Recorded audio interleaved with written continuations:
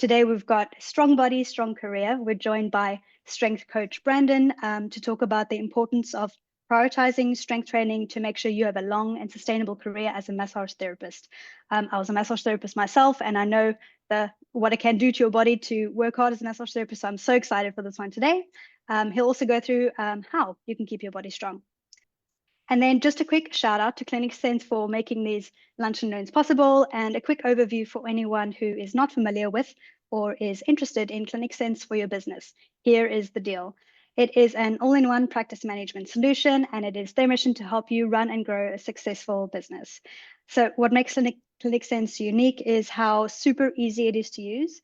And of course, all the tools and features they have available to simplify running your business. And on top of that, I have to give a shout out to their incredibly fast and friendly customer support. Their team is super nice.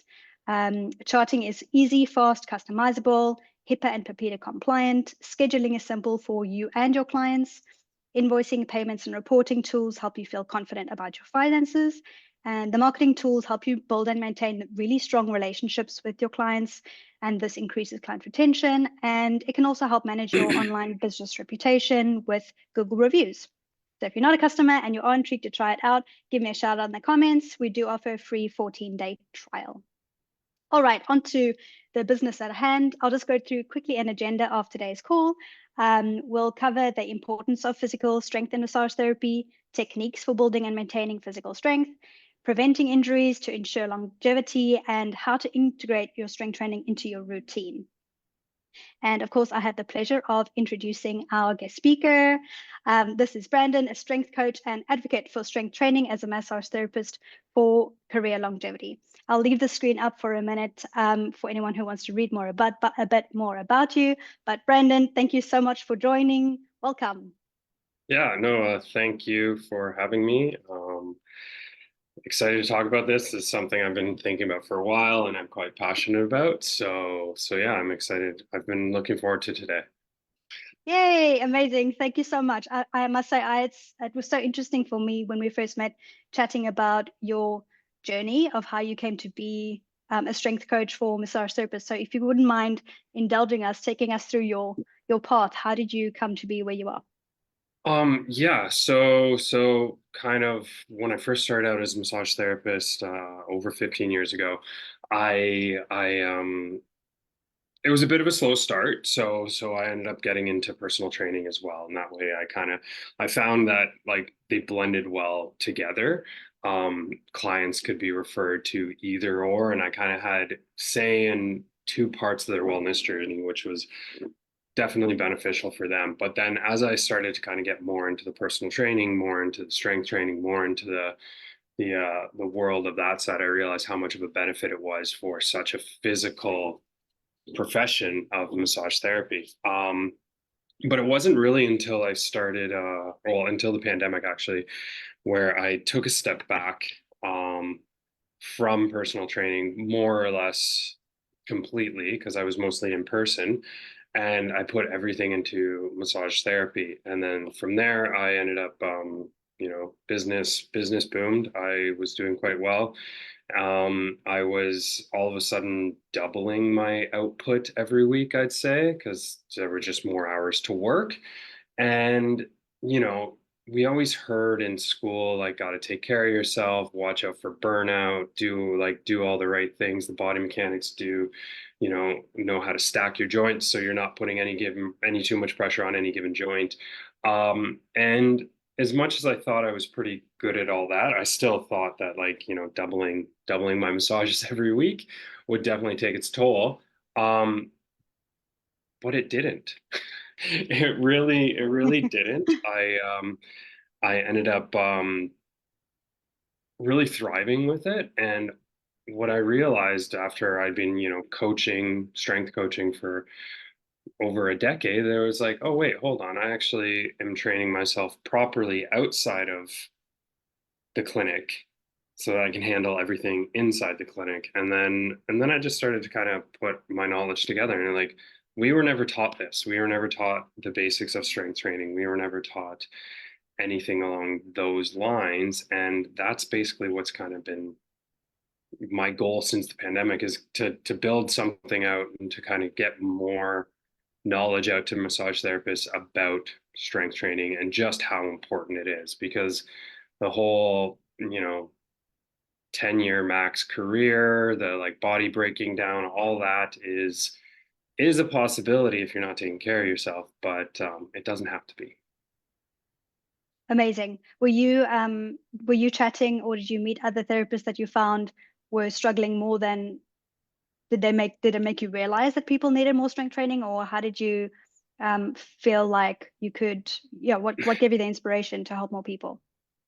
So kind of like I said, like I think like looking back at school, like there wasn't a lot of information. And then working with, again, through the like clinics over the years, knowing what people have done, knowing some of my ex-colleagues and what their regimes were, that's when I realized like, wait, we're doing a lot of kind of restorative stuff and not so much building stuff, not so much like strength training. And then the more I got into strength training, the more I started talking to, I'd say more athletic therapists, more like people who are kind of set up in the multidisciplinary clinics. They still weren't really training for strength. They were more kind of doing their CrossFit exercise workouts, or like all the rehab, prehab, like again, a lot got into Olympic lifting. Like they were kind of going on the same routes as whatever personal trainer they had been working with, or whatever the physio or the chiro kind of deemed um, best workout of the month, of the week, or whatever. So they kind of were just free flowing between a lot of things. Very few had any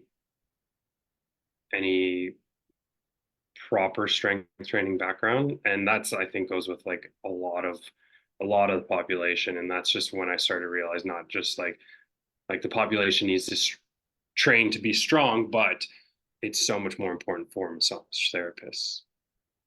Yeah, I mean, I can definitely speak from my own experience. I went through a 12-year career and then realized, oh, my left hip is really sore when I don't massage anymore. And my wrists Right. are kind of sore when I stop working. So Yeah. maybe the wrists are a bit different, but it got me into doing a bit of strength training because I realized how weak some of my body was that I wasn't training. And it really opened my eyes up to how important strength Uh-oh. training is because, oh, Yes. you got me? Okay. Yes. Yeah, yeah. um, Sorry. yeah, no worries. The joys of being live online. Right. Of course. Of um, course. yeah, so I was saying, yeah, I really had my eyes opened up to how important it is to keep your body strong, because if you don't, these things catch up to you. So what kind of things have you seen? What kind of injuries? What are massage therapists prone to get? What kind of injuries are they faced with? I think a lot of it is like the repetitive stress stuff, right? So any sort of like elbow tendonitis, shoulder tendonitis, any sort of like shoulder impingement, stuff like that is definitely going to be the major injuries. And again, just like you said, the wrist issues, kind of like not wrist blowout, but like you know what I mean, like just that ache in between, and then and just a lot of like prone to just aches, like not necessarily injuries, but I'm sure again you remember from back in your day, like just getting home and just stuff hurting, right? Low back has always been a bit of an issue. Obviously, if you are bent over so much, like you're gonna get a bit of a tension build up all through there, right? And then that also kind of goes into what else are we doing, right? I know for me personally, um, I'm a stomach sleeper, so my back is always a bit angry. Yeah, So this has definitely been like a bit of an eye opener where like just the more strength I can kind of build up this way, the less I have to rely on my low back to hold everything up, right? right. But yeah, so those are the major kind of ailments. But then like the majority, like the big part of it is I think just fatigue. Like it's not really an injury, but like, you can kind of go one step further and say fatigue will lead to injury.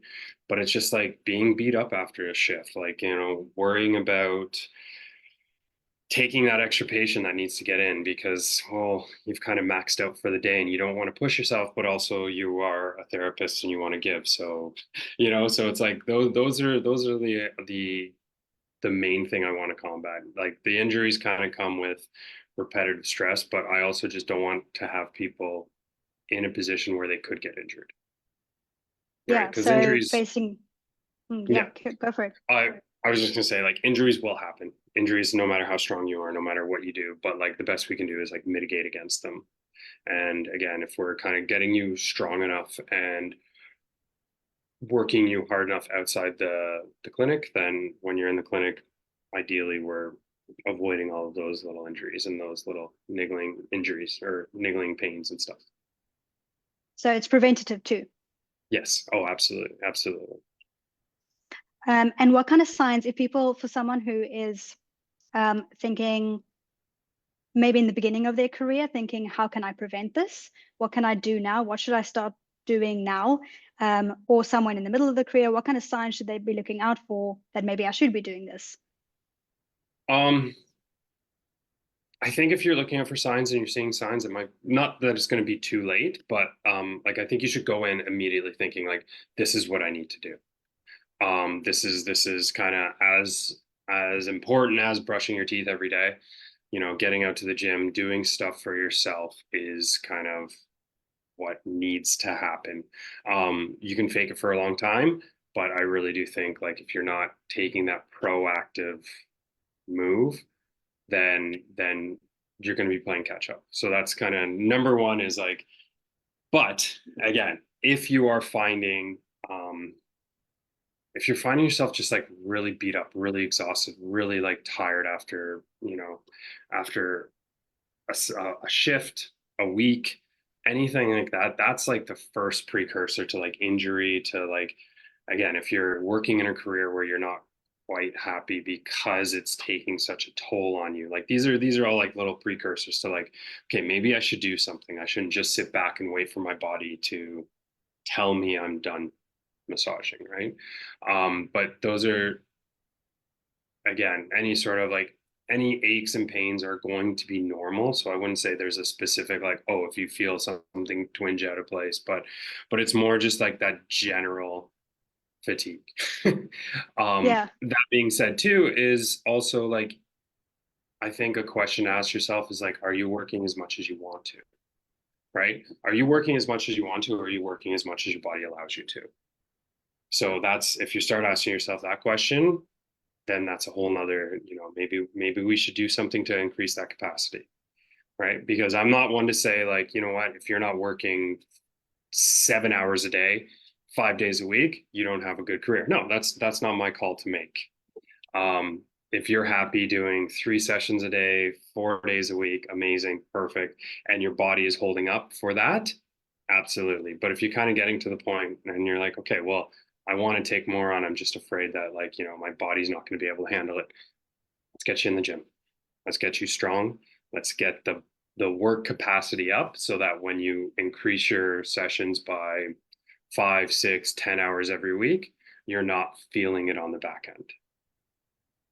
How nice to think that you can get to that point with some simple start your strength training now, and you can be like, I won't be super exhausted after a day when I've met my balance between how much I can do and how much I should do, Right. finding that balance. Mm-hmm. Okay, so this takes us quite nicely into some techniques. If you're starting from the very beginning, what kind of strength training should people be starting with? Yeah. So the best thing about strength training is like you can start where you are, right? You don't necessarily like when I talk strength training, people are automatically thinking like barbell and like 3 plates on the bar and like the big muscly man in the gym, right? The great thing about it is you just start where you are, right? And there's so many different implements now that you like instruments, like tools that now that you can use to just start, right? Um, and then the other kind of like, just I'll touch on this is like the other like common misconception is like if it's not perfect, it's not worth doing. Right. So, and like everyone's always like looking for like optimal this, optimal that, like the best exercise possible, the best split, the best routine, blah, blah, blah, whatever. Honestly, like fitness just, it's not really like done well. Fitness isn't sexy, right? It's Mhm. just, it's always the same. It's the progressive overload with the squats, hinges, rows, pushes, all that stuff, right? So start where you are. Again, if starting where you are is just doing body weight squats, if that gets your heart rate up, if that's challenging enough for you, do that, right? If you need a little bit more, you can start with simple goblet squats, right? So you just pick up, a simple goblet squat, um, pick up a dumbbell, 25 pounds, if that's all you need, right? The thing about that though is like you will need to progress quickly, right? So this is the other side, the progressive overload, right? So I do say you don't always need the gym, but eventually you're going to need to either kit yourself out with a full gym at home or get into a gym, right? Because we're going to have to increase weight. Um, but yeah, in terms of like working out for strength, we always kind of want to just go for that progressive overload, right? If something feels easy, two things: add reps, add weight. Stronger we get, the more weight we get, the more we can handle, the more we can work. Simple as. The muscles become more resilient, become more robust, all that. There But you go. no, that's super helpful for, I know, speaking for myself again, I started knowing absolutely nothing about strength training or anything. So just the knowledge that start where you are, that doesn't have to be perfect. You don't have to be this like, super, don't have to know everything just to start. So that Right. is very reassuring. So thank you for that. Actually, I have like one kind of little thing I always like to remind myself too is like is the thing about strength training is it's a lot of effort, right? It's a lot of effort, and it's generally, you get stronger by working as close to your max effort as possible, right? So the one thing I always like to try and remind myself is like if I'm short on time, if I'm had a bad sleep, if I anything like that, right? I is if the body thinks it's 100% effort, if it thinks it's 95% effort, that's what it is. And what I mean by that is like a lot of people when like strength training, they get really caught up in numbers. Like, oh, I did like 200 pounds last week. I got to do 205 this week. But you had a baby who was screaming all last night and you couldn't sleep. So now 190 feels like, that 205 pounds. Your nervous system doesn't care about numbers. It cares about effort. So again, just jumping back to this, if for myself, 200 pounds is my max, doesn't mean you're not going to get strong with body weight as long as your body thinks it's hard. So that's kind of the whole idea is like we always want to push what's hard, but yeah, your body doesn't really care about weights or gyms or this or that. It just cares about effort. And as long as there's enough effort, you will get better. That's amazing. Another super reassuring thing to hear because not every day is as easy in the gym. Right. That goes, the same goes for consistency, right? Yes. Yes. Um, Good thing about like strength training, and I know like we will probably touch on this later, but like, science has proven and kind of gone through it is like we can maintain strength with as little as like two workouts and like 30-minute, 40-minute sessions every week, right? So as long as you're getting in what I call like the meat and potatoes of that strength training, on particularly busy weeks, on particularly stressful weeks, on particular like we can just get in, get it done, and then we're not going to have to worry about losing anything. Um, but yeah, but like consistency absolutely is utmost important, but we don't have to be 5 days a week because that's a whole nother thing. Is a lot of times when people are like, if it can't be perfect, I'm not going to do it. But well, let's be real, like let's be realistic. Anything is better than nothing, but consistently per week is the most important thing, as opposed to going 5 days this week and 5 days next week and 5 days next week. I'd much rather 3 days this week, 2 days next week. Oh, light week, 4 days, right? Like, kind of going that's consistency, kind of going in every week. So yeah. I mean, yeah. For anyone watching, we've got quite a few people in. If you want to jump into the comments. Let us know what you're doing to train yourself. Are you training? Do you have any feelings of overwhelm? What is your current relationship with your training? And while we wait, you touched a little bit on how we can integrate kind of training into a busy lifestyle. Say someone's super busy, you know, with their clients every day. What's an easy way to integrate it if it feels a bit overwhelming? Um, Obviously, like, you're gonna go back to like the most basic one is schedule it, right? Schedule it in either beginning of the session, end of the session. If you are working at like a multidisciplinary clinic, that's always going to be the easiest thing to do because most of the time they do have some sort of weights there. But scheduling it in and then just knowing that, like, again, I want to keep like reiterating this, like, perfect isn't necessary. Doing it is necessary. So, like I said, if it is, you got an hour off and you're like, okay, well, and I run into this a couple times myself. When I'm working, I'm busy. I've only got an hour off. It's going to take 10 minutes to get to the gym, 10 minutes to get back to the gym. So I won't bother going. That only leaves me 40 minutes. And then, the other side of me kicks in and goes, actually, no, you can do enough. If you just do your strength training for that day, then you're set and then you're done. So again, like, it is max minimum you need twice a week, 30 minutes. And I know how busy stuff can get. I really, really do believe most people can find 30 minutes twice a week.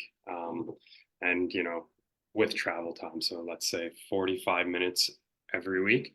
And again, it also depends on where you're starting too, right? I'm assuming most people who are interested are probably starting fairly, new or anything along those lines. So there'll be less setup. There'll be less as much effort as you get to the gym. But like, again, you're not, like I said, you're not having to load up and warm up to 405 plates, whatever, right?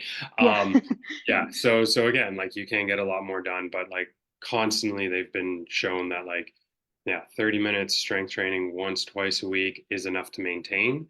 And then there's even newer studies about um, exercise snacks, where something as little as like 15% can improve, like, or sorry, 15 seconds can improve your VO2 max as long as you're like working hard enough, right? So like, I think one of the studies I was saying, like, suggested like in the office building, 15 seconds, like straight up the stairs sprint, right? And then that'll do enough change to at least get you in a healthier position to kind of want, and all of the endorphins, everything that goes up with the exercise, then that gets you into routine, that gets you into wanting to do more, right?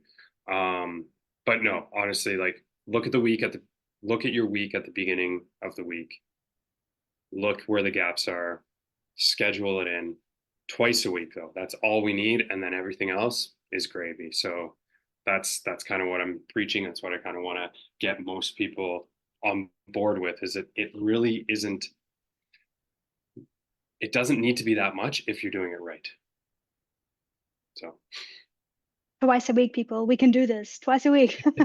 I've actually got a comment from someone saying that they haven't incorporated weight training, but they do walk and ride an outdoor bike a lot. What are your thoughts on cardio versus weight training? How important? What's the balance? yeah, so I'm not one of those gym bros that hate cardio. Like, I play rugby. I was a swimmer growing up. I try and do cardio as much as I can.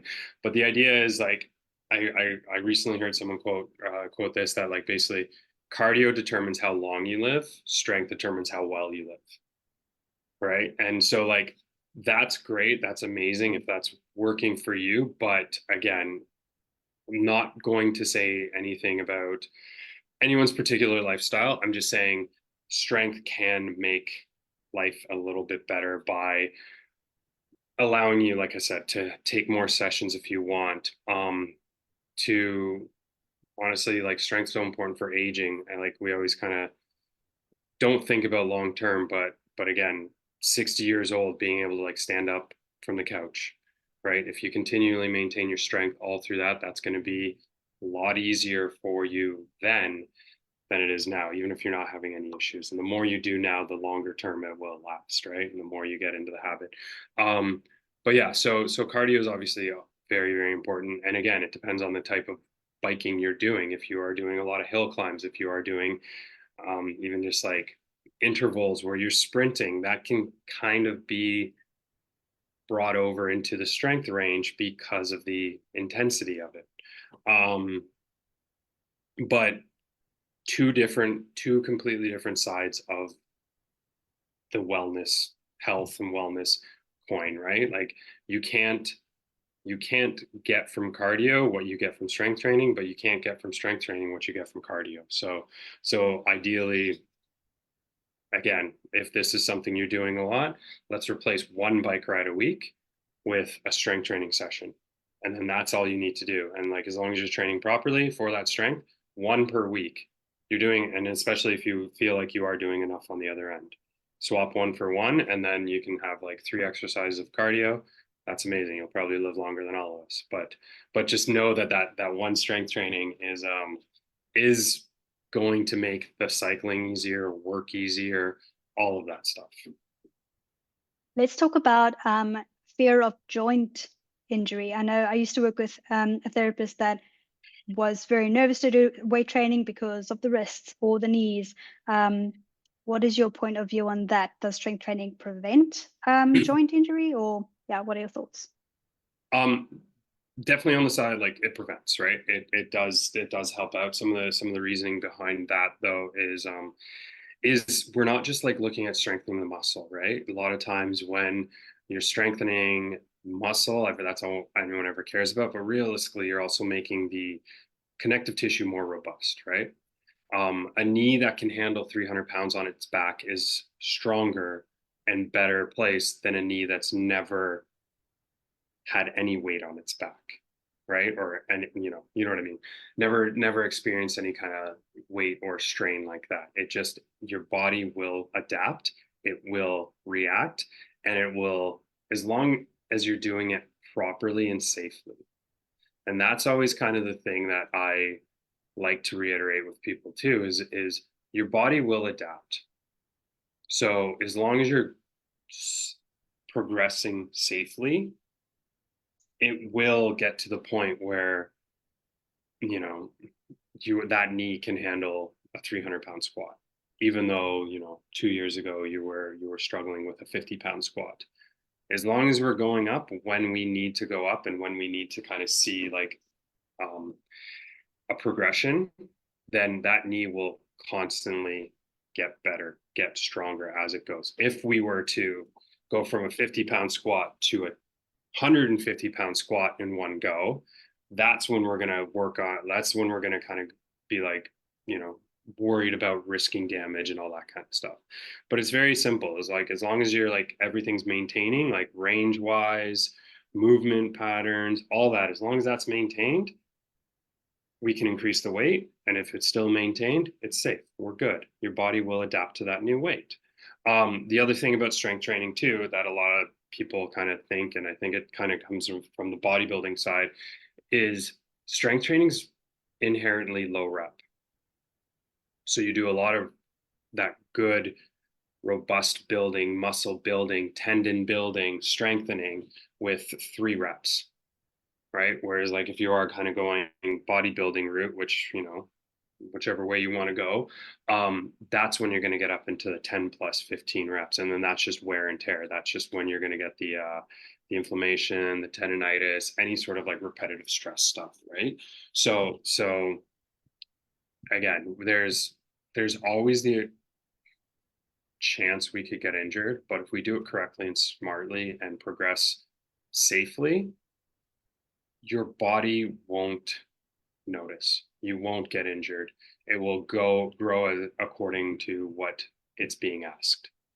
So again, and I think that comes mostly from like misconceptions from bygone eras of doctors saying like, you know, telling people that if their knees hurt, they shouldn't squat, right? And then that's when people get knee replacement surgeries and stuff like that, right? It's like if something hurts, the best thing to do is keep moving it through that range. We all know this as massage therapists dealing with frozen shoulders, right? Right. What's like, oh, this hurts, so I'm gonna stay like this. Well, what's worse for it? Getting it to hurt and just kind of working that range and maintaining what you have, or doing nothing. Right. So that's kind of that's my take on that. Like there, as long as we're going safely and smartly, there really shouldn't be that fear. To get a bit technical, where should someone start with exercises? I know nothing, never been to the gym, but I know I need to get stronger. What should I do? So when dealing with strength training, the it's always going to be your big movements, right? No one's going to go and say train strength for their biceps. Like you can, it's not useful. It's not beneficial. So honestly, it's squat, deadlift, row, overhead press, and bench press. Those are the keys. Those are the meat and potatoes I like to talk about a lot. Right. As long as we're getting those ones in, and then everything else can just be gravy, right? Because a lot of times, even though we're doing like say a bench press, um, strength is very systemic, right? So a lot of times you get this by being stronger, you get the spillover of having strong forearms because you're stressing the body so much and it needs to kind of maintain tension, right? So we don't need to do like specific forearm work when we're doing bench press, when we're doing rows, right? Like everything is being challenged enough, it will adapt accordingly. Your body doesn't really like being unbalanced if it's challenged enough. So yeah, so it's like I don't want to say specifically a powerlifting regime, but those should be the big ones. Is we should be doing squats and I'll say deadlifts, but like hinges, right? So anytime like your body bends at the hips, right? Hinges, lunges are great because it's another primal movement, but not nearly as necessary because it is the single leg stuff. But then more or less the lunge is just kind of like a squat anyways. So as long as you're like sticking to those exercises and just doing variations, right? If you find something doesn't quite work for you, you can always switch to something else. And that's when like working with a coach is always going to be your best option is like, hey, listen, like this squat, I'm feeling it too much in my low back. Is there any way we can like alter it? It's like, okay, well, we could do a leg press, right? We could do this, we could do that. But as long as like we're watching numbers and we're seeing the weight go up and the effort stay there, then we're happy. But again, it should always be those simple movements, right? Whether it's one arm row, two arm row, dumbbell bench, chest bench, stuff like that, right? So yeah. Again, like I said, not very sexy. Not very sexy. No specific like, oh, if you do this one arm push up, one finger push up, like you're going to be super Yeah. strong with massage. But yeah, nothing super sexy. But the good thing about strength is it is very systemic. So like you get a lot of spillovers for just being strong in general into your forearms, into the shoulders, right? Even though you're not like specifically doing shoulder stuff, everything that locks in place to hold that shoulder there as you're doing this, right? More chest work, but everything is getting fired and activated here just to maintain that weight so you don't kill yourself essentially. Yeah. So that's kind of that's where we got to go. Just the simple stuff. Do the basics and do them well, and you'll see progression. And how can people make sure not to overexert? They're getting in a routine, getting in a habit, they're going for it, progressive overload, getting stronger. Is there how do you know the line between overdoing it and pushing yourself? So this is one thing I do like really like to talk a lot about because like with therapists and their training and this and that is like we do have a very physical job. We can't deny it, right? Obviously after a long day of work, if you are exhausted, like you have a physical job. So if you're doing 7 massages in a day, like you got to treat yourself kind of like a professional athlete, right? Yeah, we might not be getting as intense as some of them do at practice, but also they're not practicing for 7 hours every single day, four maybe, right? So, and what I mean by that is they have a very, very strict regimen and like monitoring skills or tools to basically tell them if they're overtraining, right? We don't have that but we have common sense and we have our own little biofeedback stuff, right? So what I always like to say again, if it is a particularly week, like I know a lot of people all get absolutely hammered in December, just for benefits running out, all that kind of stuff. So if you look ahead to the week, and this kind of goes back to scheduling, if you look ahead to the week and you've got 25 massages, 30 massages all booked out, say over 35 hours, right? You know your body. So maybe one time that week is enough, right? We got to look at volume. We got to look at volume. And by volume, I mean work volume as well, not just, if it, again, like I said, if we look back at professional athletes, if they have a particularly grueling game or grueling, session on Monday, they get the feedback from, like, the GPS systems and all that kind of stuff, saying on Tuesday they're running slower than they were the day before. Maybe we should limit the amount of running they do so they're fresh for their game again on Saturday or whatever it is, right? Again, we don't have that, but we can look ahead and be like, okay, well, I'm going to get absolutely smashed this week from work because I have 30 appointments. Today is this week is a maintenance week. That's it. Right. Because at the end of the day, denying the fact that our job is physical will really hinder our performance in the gym as well, right? So like if you think like I can do 4 times a week every single week, this is my routine, this is my schedule, you're just asking for burnout. You're asking for injuries, you're asking for like just feeling like it's a grind and barely surviving that week. And that's why, again, kind of reiterating back, like we can maintain with 1 time a week 30 minutes. So we don't actually have to skip that week. But as long as we get that meat and potatoes in, or we can go twice and literally only just do 2 exercises for our strength, and that's it for that week, right? So that's definitely like one way I like to look at it, is like again, we have to think of our jobs as like professional athlete level. We have to take care of our body. We have to look at everything. And sometimes that job is going to be harder for us. So we got to adapt the rest of life, to kind of adjust. Right. And again, it's as much as I can say this is the regime that we got to do. This is what we got to focus on. It really is looking at what life is throwing at you before you plan the workouts and the exercise and all that kind of stuff. So and also just like having a bit of grace those weeks too, not thinking like that it has to be perfect, not thinking you're not going to get any results or maintain because you're only going in once, right? And also like the recovery side of it, right? Like just you got to look at it like, again, that 30 sessions is 10 more sessions than you normally do.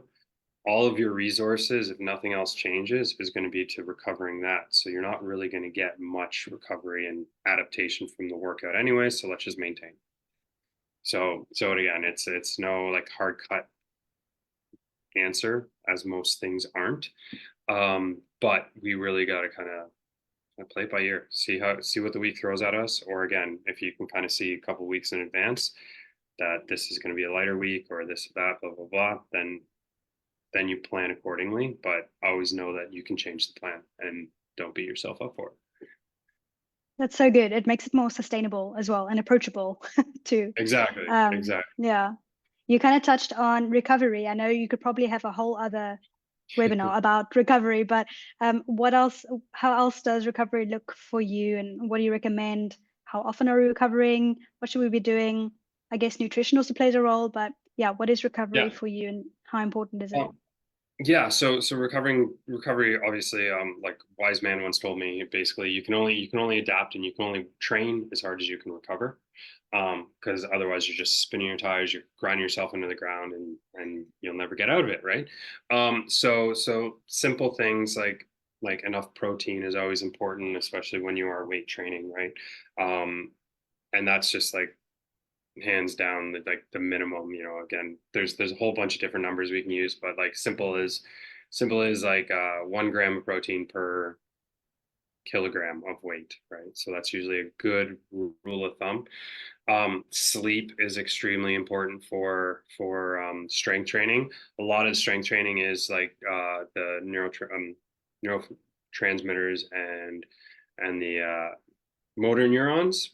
So like we're not actually like getting the muscle that much stronger. It's kind of our brain is cluing into like being stronger. So if that's exhausted, then it usually affects the strength training portion of the next day. And that's where I kind of talk about like having a bit of grace, right? Like don't chase numbers. If your body says that this is as hard as I can possibly go today, it's as hard as we can go today. But 90% of the time, that's because of sleep. We need to be well rested. 8 hours is always good, but like people vary, right? People vary. Some people can do very well on 6 hours. Some people need a bit more.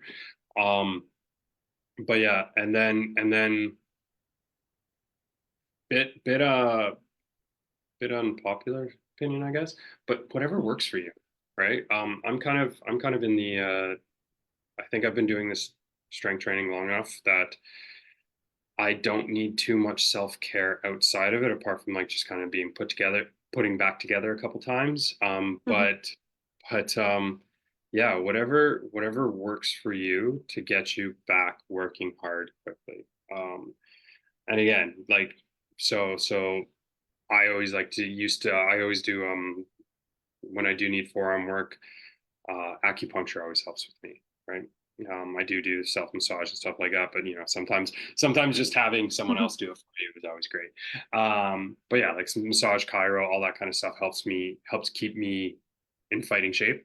Um, but no, like again, I think like the biggest takeaway is like the strength training gives you the robustness to be able to like last those weeks, right? And then again, everything else, like everything kind of just becomes easier, right? Like if you are strength training, if you're working hard enough, you're sleeping better.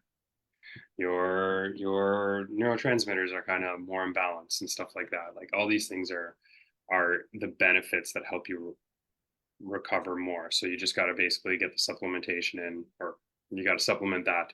So again, um, the protein, if you are kind of particularly beat up sore, like there are the magnesium stuff, but like that's not really my realm, so I'm not gonna touch on that too much. But yeah, so whatever works for you is probably the best thing that I say.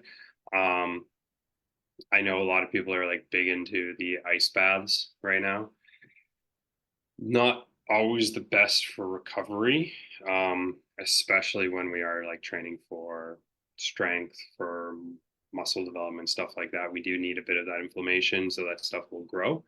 And that, some of the studies have kind of basically shown that it stops inflammation. So if you're broken and beaten up from a week and workouts and 30 sessions over that week, absolutely jump in the ice bath because you need to be able to kind of mitigate the soreness so that you can go back into the gym and train accordingly, right?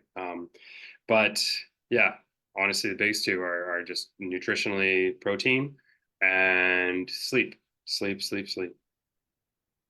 Amazing. That's the best kind of advice you could give me, really. Sleep more.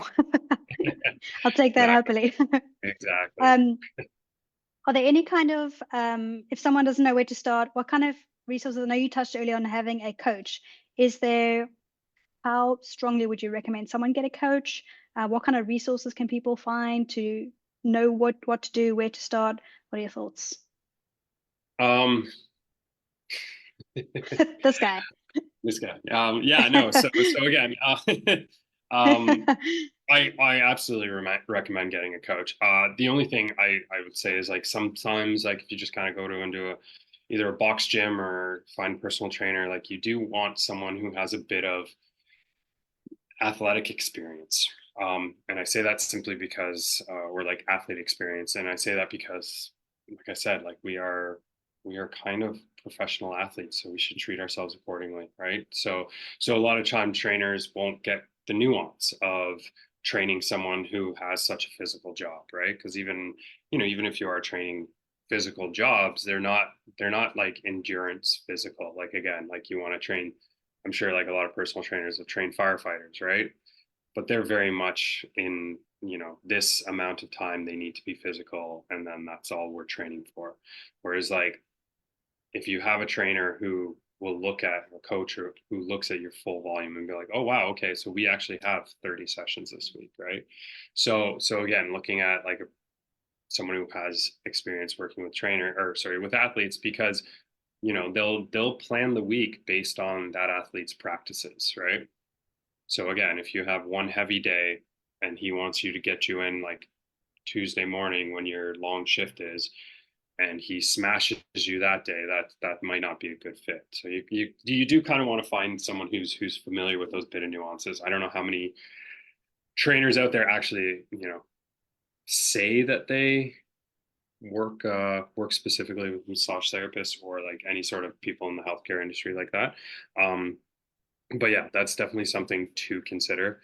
And again, there's lots of strength training stuff out there. Like the information isn't hard to come by. One guy who was quite prolific in my early career, his name was Charles Poliquin, right? And he would always talk about strength training. Um, you can buy his book, you can find out his routines, you can Google his routines, you can get it for free. But again, he's going to be training differently. He's going to be training people differently, not from like the base level and massage therapist level, right? So again, there's so much information out there to kind of learn how to train. Um, for strength specifically, but like you do need to find that coach that has that bit of nuance. And again, if you're not really feeling confident about like your movements, right? So, or even just confident under a bar, right? Like I try and do this like online stuff, all like online coaching. But again, I'm not going to say I'm better than someone in person if you're uncomfortable getting under a bar and you don't want to have 95 pounds on your back. I can't spot you through a screen, unfortunately. So then in that situation, get a coach. I think everyone will always benefit from a coach at some point in their life, regardless of their profession, just to kind of give you the basics, give you the knowledge, give you kind of the love for the gym to kind of go and like realize that you're training for something, which is life or career or anything like that. But yeah, no, that's kind of what I'm trying to do here is bridge the world between like proper like full strength training and massage therapy, because I think more massage therapists will benefit from it, and there isn't enough resources out there specifically for us. So yeah, that's yeah, kind of a vague answer, but yeah. No, that was brilliant. And I agree. It's hard to find the right information. There's kind of information overload with like strength training and stuff. So it's helpful to have someone tell us specific advice that'll actually help us in our work. We have Erin in the group commenting that she's having a hard time finding a trainer that understands her profession, which I fully Right. relate with as well. If someone's trying to find a trainer, what can they say to help the trainer understand what our day looks like? What will help a trainer help us? um it depends on the trainer. I think Yeah, that's the toughest I thing, know there's a lot of right? variables there, but Yeah, there's a lot of variables, and this is kind of like, but I think one of the biggest questions to ask a trainer when you're first starting out with someone is do you get massage?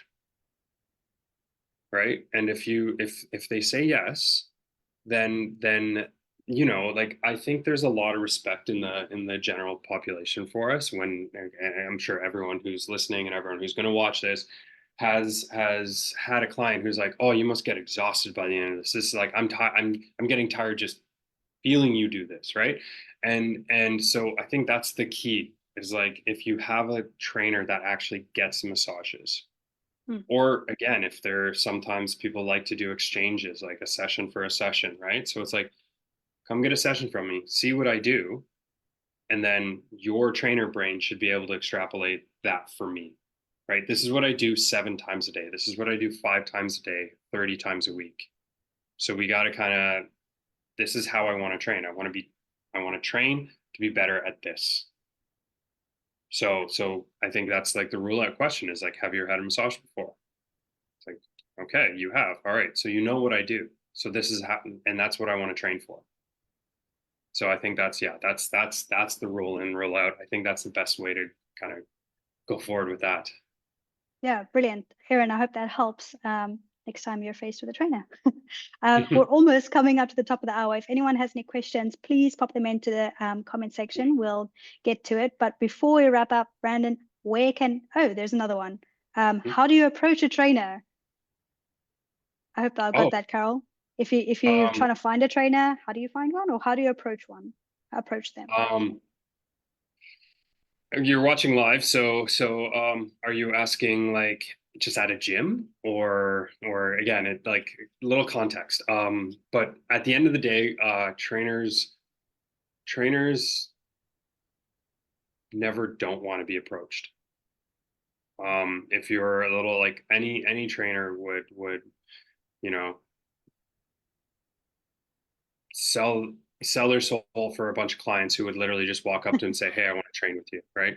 If you're at a gym, I know a lot have like profiles and all that kind of stuff, so like do your research, like look into them. If you're looking for someone online, see what they have, see who they work with, look like that. But like no trainer is ever going to be like upset about you being like, hey, I'm interested in working with you. Can you sell me? Right? Like that's half the job, is us walking, like personal trainers walking around on the gym floor looking like someone needs help, and then getting over the fear of walking up and talking to them and saying, hey, can I help you? So yeah, if you want to approach a trainer, just no trainer is ever going to be upset by you walking up to them. And 90% of the time, like, the big monstrous looking fellers are generally the nicest ones in the gym. So yeah. But yeah, honestly, do your due diligence. No one's going to be upset about a DM if you are looking for, a coach online or anything like that. Just do it. Amazing. I hope that helped, Carol. Brandon, where can people find you? Where can Right. they find what you're doing, what you're up to? So right now the biggest push I have, I've built out I'm building out my new Instagram page. But it's also BC Wellness MT is what my current page is. So if you do want to reach me, you can kind of jump on that, and I'm usually more active on that. But the biggest thing I'm working on right now is a school community where basically we are focusing on literally just building that, getting more information out there, getting like a really supportive community going on, and that is school.com/massage strength coach. That's the best way to kind of get in touch. So I've got some free resources in there, and I'm building that out because I do really want to have a community. I think we have about 60, 70 members right now. So more people interested, the more we get involved, the more benefit there is for everyone. Yeah, so that's the best thing to do, and then that way easier to message me, talk to me, and then we can set up any sort of coaching questions and stuff like that from there. Cool. I will pop that link into the chat, everybody, if you want to reach out to Brandon.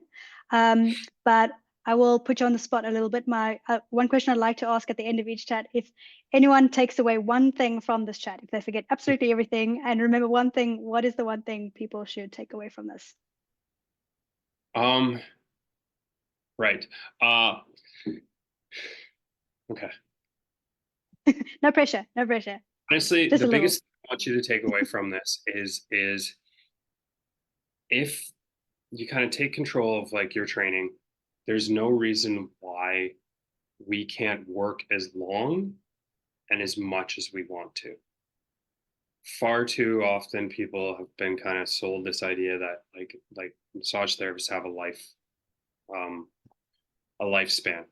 But as long as we're taking care of ourselves and doing the right things in the gym to help out with the career, we don't have to retire because our body says we do.